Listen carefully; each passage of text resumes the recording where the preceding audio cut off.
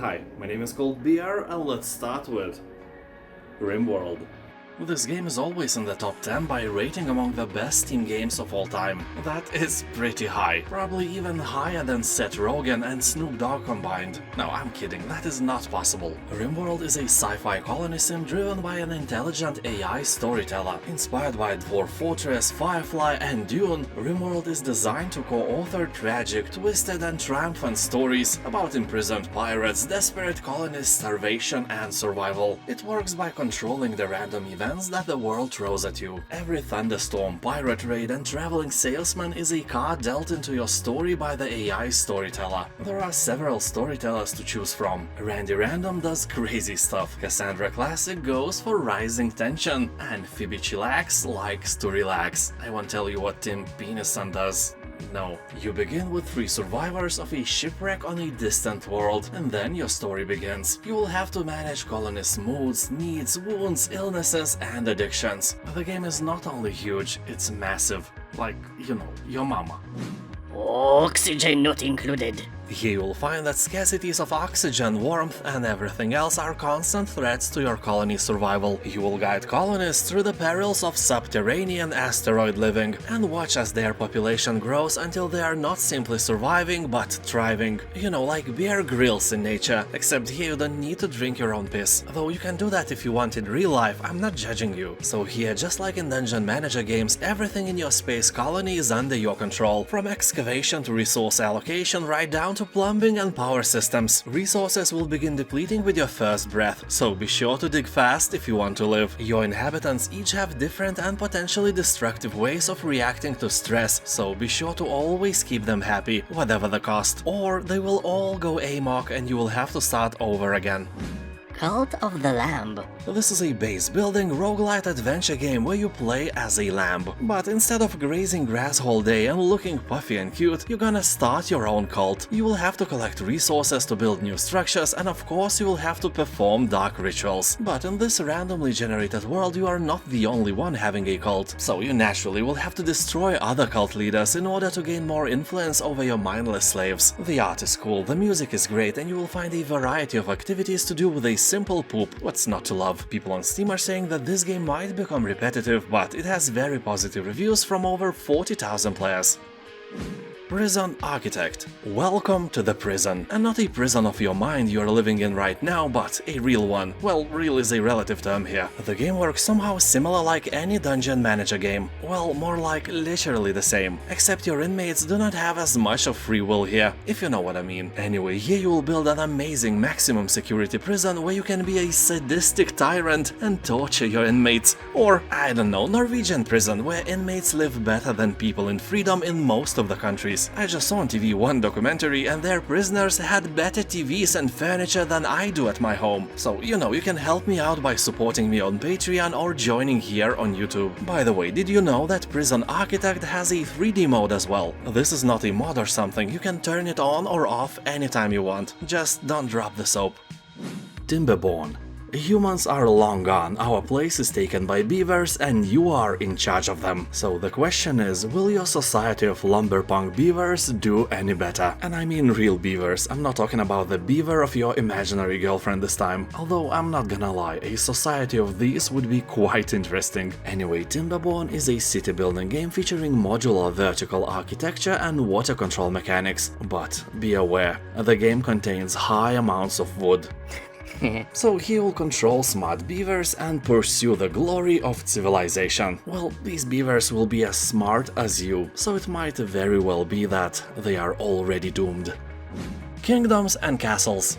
That is no doubt one of the most original names you can think of when creating a medieval strategy game about kingdoms and castles. Oh wait, no it's not. So here your kingdom must survive a living and dangerous world. Will the Viking raiders do some pillaging to your villages? Or are they stopped full of arrows at the castle gates? Does a dragon torch your granary and your people will die of starvation in the winter? Or will you be able to fill it with arrows as well? Not the granary, the dragon. The success of your kingdom depends solely on your your skill as a city and castle planner. So, as always, your villagers are doomed. Anyway, make sure your peasants are fed in the winter and healed of plagues. Build churches to keep their minds washed and taverns to keep them happy. Send out woodcutters to collect wood.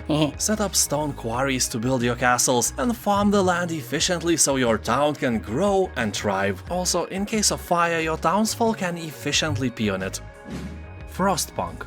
If you ever had a dream to make children work in the mines, this game will fulfill this dream of yours in no time. Frostpunk is a city management and building game, but with heavy survival elements and resource management mechanics. You will be in charge of a steampunk society that survived the collapse of civilization. But sometimes it's better to perish with the others than to be governed by a maniac like you. Just remember those children you sent into the mines. Anyway, you know, their hands are tiny but they are fast. Some of them might die. Their parents will organize a coup against you, but, you know, you can't rebel if you're dead. You know, you rebel, you die. Also, in this way, you will have less people to feed. Everything falls in place like mayonnaise on the potato salad. Since the premiere, Frostpunk has been enriched with a number of updates. Now you can enjoy the new Endless mode that increases the game's replayability. There is also a new scenario, the Fall of Winterhome, that further expands the game's universe and lore. And for the dessert, they added things like naming characters and automatons, and finally a photo mode. The game has about 90% of positive review score on Steam and is great for everyone who likes to dive into a post-apocalyptic world and make it better. Or worse, way worse. Banished.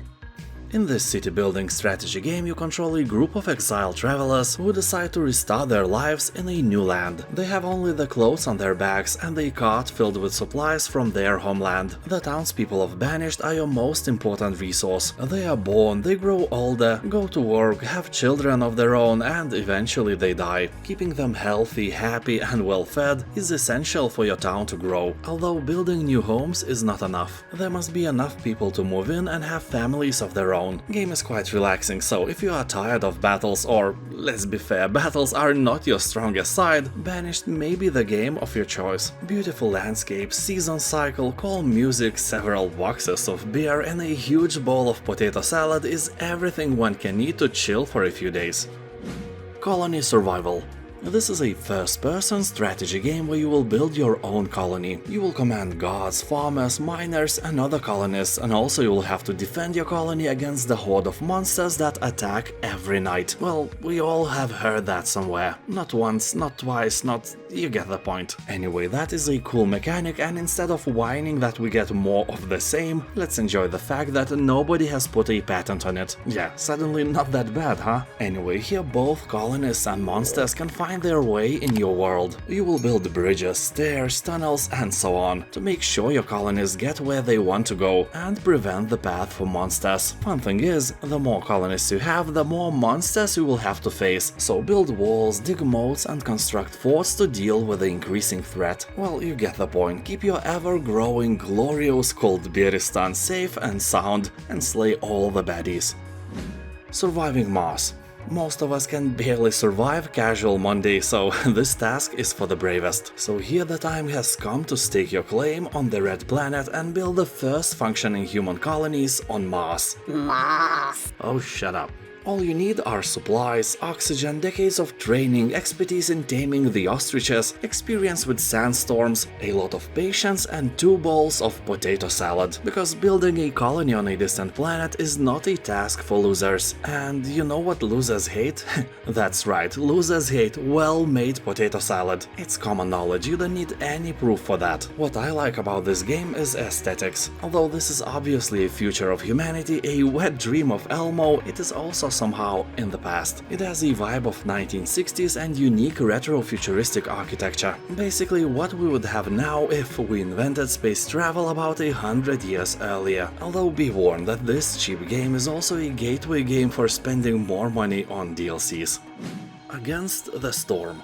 This is a roguelite city builder set in a gloomy dark fantasy world. Artistically, this is one of the coolest RTS city builder games I have ever seen. The style is very original and the atmosphere is breathtaking. I didn't like only one thing: here it never stops raining. I hate rain in real life because I wear glasses and this combo is never a good thing. But in game it feels like a never-ending visual interference. Some people may like it, some don't. So it's not a big deal in general. Anyway, here you are, a pioneer sent into the wilds to establish and manage new settlements inhabited by smart beavers, lizards and humans. Weird choice of races, but I really approve of that. I'm so tired of elves, dwarves and various combos of demons and undead. Lizards and beavers are awesome and you will feel like one of them. You will care about their survival, about their happiness and will protect them from danger. Well, not always. This is a roguelite after all, so the occasional defeat is programmed in the genre of the game. After a bitter end, the game will instantly offer you better buildings and devices, so your next run would be better, and the cycle continues until another bitter defeat. Your goal is to survive long enough and gather the valuable resources necessary to rebuild and upgrade your city. It's the only safe haven against the Blightstorm, a vile cycle of destruction ravaging everything in its path. On Steam it has above 90% of positive reviews, and I can give it 10 cold beers out of 10, without much doubt.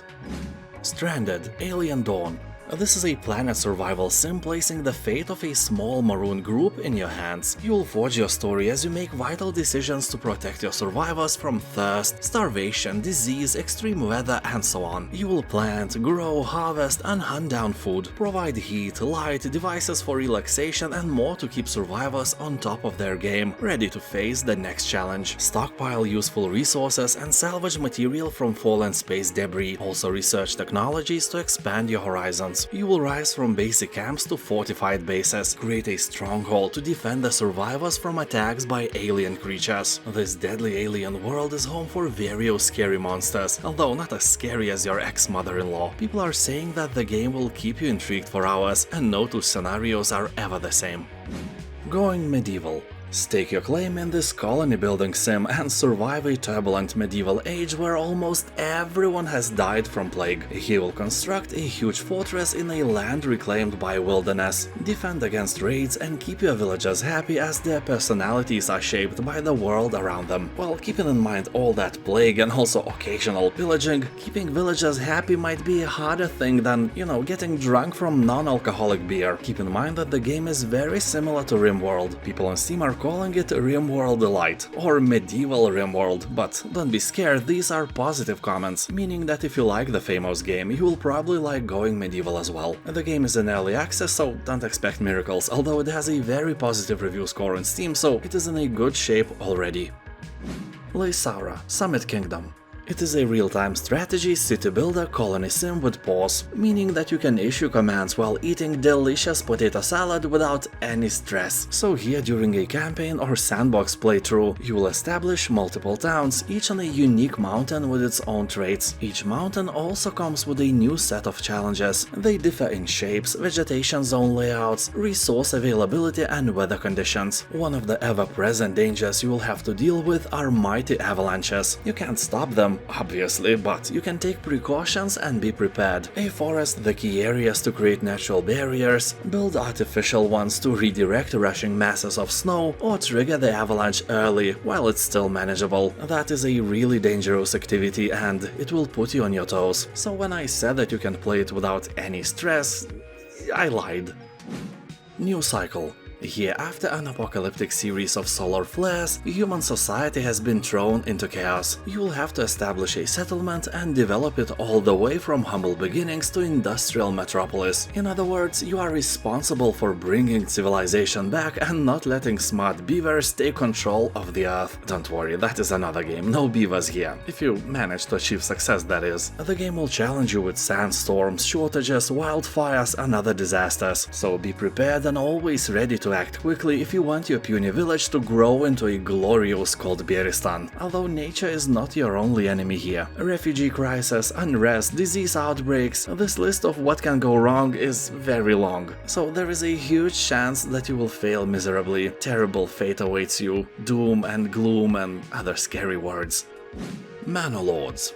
I remember when I saw the Manor Lords gameplay trailer for the first time and I learned the fact that it was developed by one man, I was really skeptical. You know, how can an indie game created by one dude look better than Age of Empires 4? It seemed absolutely impossible and reeked of scam. But I was obviously wrong. Also, I'm sure that he got some help after he coined a publisher, which is Hooded Horse, one of the coolest publishers around. So Manor Lords is a wonderful city builder with elements of war. The visuals of the game are great, especially when you zoom in and see all that beautiful grass, all that beautiful graphic cards melting grass. Yeah, my PC froze a few times while I was playing a demo on ultra graphics. Also, I was recording a video in 4K at the same time, so it may have something to do with that as well. The goal of the game is to build a fully functioning medieval city. You start by building a hunting lodge, wood-cutting structures, peasant huts, all that necessary trifle, and you end up with a huge prosperous city of called Beristan. I especially like that you can build lots and fields in almost any shape you want, and then your builders and algorithm will do the rest. Also, a cool feature is that you can regrow your forest. You have a special forester building where you can assign your workers and they start reforestation. Anyway, this is a wonderful RTS game. I can recommend it without a doubt.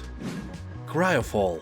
This is a sci-fi colony simulation survival game set on a forgotten planet in a distant future. You will join the world together with other survivors to rebuild your civilization from scratch. Start with primitive technology and simple tools, and use them to progress towards modern industrial might and even beyond, eventually reaching space-age technology only seen in science fiction. So it's a science fiction game where you seek to achieve some science fiction. CryoFall can be played either as a relaxed player versus environment experience with no competition, or as a brutal and unforgiving PvP. Make your choice and join one of the many available servers with different game modes, or host your own and invite your friends to join you. However, it's important to keep in mind that CryoFall is not for the faint of heart. The unforgiving environment can be brutal, and you might find yourself in situations where even a tardigrade would be jealous of your survival skills. Clanfolk. This is a city builder set in the Scottish Highlands. As always, you will have to harness your environment to survive. Fish, gather, hunt, and farm as you prepare for the winter. Build an inn, trade with other clans, have children, and marry them off. You can create your own lineage, you know, a clan of MacLong Ding-Dongs. Why not? Or choose from an existing clan, and then take charge of the multi-generational family seeking to survive in the harsh Scottish Highlands. Every member of your family here has their own traits, aspirations, dreams, and skills that will probably never become true, you know, because you are in charge and no offense. Anyway, they will care for themselves and for each other, and they will seek to better themselves over time. Honey, I joined a cult. The title is a bit misleading because here you won't be joining a cult, you will be the boss of it. So let's go and create our own religion and become respectful cult leaders. In the process, make some real good money and exploit others by imposing our own will on various dimwits. Here, as everywhere else, effective management is at the heart of every money-making enterprise, and your organization is no exception. Dressing in snappy robes isn't enough, your cult must run like a well-oiled hypnotic wheel. People on Steam are talking that this is a great game to relax and play for an hour or so once in a while. So if you like management games, it may be your spoon of potato salad, but don't expect miracles. It's an entertaining game, not an actual cult simulator. You won't be actually learning how to scam people with imaginary friends. Anyway, 8 out of 10 people are happy with the game, so there is a chance that you will like it as well. Dwarf Fortress. This is a complex construction management and roguelite simulation where every generated world brings a unique challenge. You'll observe what makes your civilization fall into eventual decline and learn what to fix for the next time, until something else inevitably goes wrong and the cycle repeats, with more and more knowledge on your side. You know, I always think that if we learn to play some game very well, our brain has to delete something else in order to gain new specific knowledge, so you probably forget stuff every time you play something new. And that is always some important info. You know, definitely not that song of some local idiot musician you can't get out of your head for years now. You will forget your name before you forget that song, I promise. These things stay forever. And that song is probably something like, Oh girl, pimple schwimple, oh girl, I love you. Oh girl, blondie hair, pimple schwimple, oh lulu, la la la la la la, oh oh. If you want the full version, press like 1000 likes and you will get it, so you could never forget. get it. Anyway, you'll meet hundreds of animals and monsters, many of which are randomly created for each world, as well as generated poetry, musical forms, instruments, and dances for dwarves to practice and perform. This game is ginormous and it also has overwhelmingly positive reviews on Steam. Orrstead. This is a game nobody knows, and because of that I decided to include it in this list. So here, unlike in other colony games, you will manage resources and peacefully grow a city without punishing failure mechanics. So if you are miserable with combat and survival games, this is the game you should play. You know, if you are programmed to lose, choose a scenario where loss is impossible. That may sound like the wisdom of Confucius, but actually this is my wisdom after a couple of beers. Anyway, Orrstead borrows mechanics from games like Cookie Clicker, where each building has exponentially increasing costs. You will have to overcome these costs by unlocking new technologies, new production chains, synergies, and in general mechanical depth. This is a fun but tiny game, so enjoy it but don't expect miracles. Empires of the Undergrowth. You will become an ant daddy or an ant mama, and you will help them excavate nests underground, construct tunnels and chambers to store food and raise the brood. You will control a variety of warrior ant species and wage battles, and command your workers to build and supply your base. Also, you will have to protect your queen at all costs, at the same time navigating the threats and opportunities of the insect world. Missions are narrated from the perspective of a documentary filmmaker who is studying the ants. He offers intelligent insight into the happening of the colony and the undergrowth beyond. Yeah, sadly it's not Attenborough, but you get the idea. People in the Steam comments are saying that it's very fun to play, although it can be hard and frustrating at times. You know, ants are kinda dumb, just like your cousin, but once you get the hang of it, it is really fun game to play. The review score is above 90%, meaning that this may be the game you were looking for all along. The Wandering Village. This is a city-building simulation game. In a world where mysterious plants are spreading all over the earth and emitting toxic spores as they grow, a group of people seek shelter on the back of a giant wandering creature. You'll have to become their leader, build settlement and form a symbiotic relationship with the creature to survive together. Well, I hope that you can be really helpful for the creature, because, you know, otherwise those people are just parasites living on its back and you are the leader of parasites. That doesn't sound so dreamy and glamorous, right? Well, you help the creature to get rid of the evil plants, but I doubt that it is a good deal for the creature. You know, people are pooping and dying and planting stuff on your back. It's a colony of horror from the perspective of that dinosaur thing. Anyway, the game has around 90% of positive review score, but it is in early access, so some features are probably missing. They are billions. It's impossible not to love the visuals of the game. Such nice details are usually not present in the games where you look at things from afar. So it's a strategy game set in a distant future about building and managing human colonies after a zombie apocalypse destroyed almost all of humankind. Now there are only a few humans left alive that must struggle to survive under the threat of the infection. Billions of zombies roam around the world in massive swarms seeking the last living human colonies. So you must build a town and protect it from zombies. This is a simple and genius idea. Well, it's surely not new. Similar missions of building and defending your base against swarms of enemies were implemented even in the first StarCraft in 1998. I'm not saying that you will enjoy this game for a long time, but in a short period it is a great vaccine against boredom. Just don't let that single zombie slip in. One zombie is all it takes for your city to burn. Be careful. They are billions, but you are the last of us.